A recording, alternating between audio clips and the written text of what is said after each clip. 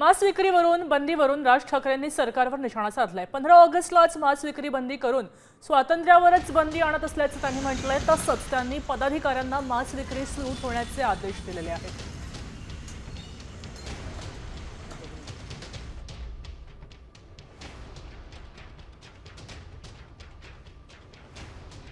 या राज्य सरकारने असा कुठलाही निर्णय घेतलेला नाही। 1988 सालापासून हा निर्णय या ठिकाणी महाराष्ट्रात लागू आहे। 88 साली याचा GR काढण्यात आलेला आहे। अनेक महानगरपालिकांचे मी आता त्या ठिकाणी मलाही माहित नव्हतं, मलाही मीडियातनं समजलं, मलाही माहित नव्हतं की अशा प्रकारचा निर्णय आहे। पण ज्यावेळी मी बघितलं तर अनेक महानगरपालिकांना मी विचारलं की तुम्ही का असा निर्णय घेतला, त्यावेळेस त्यांनी 88चा GR मला पाठवला आणि त्यांनी हे देखील पाठवलं की दरवर्षी ते अशा प्रकारचा निर्णय घेत आहेत।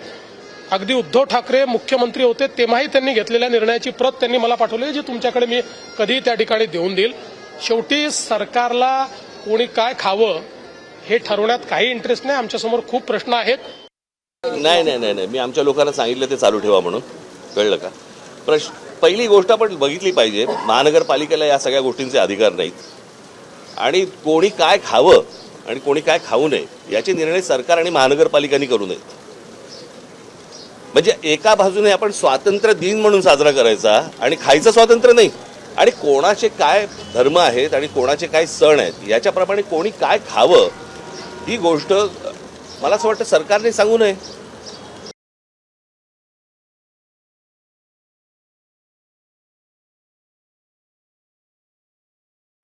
आता isakal.com आहे देशातील नंबर 1 ची मराठी न्यूज वेबसाईट।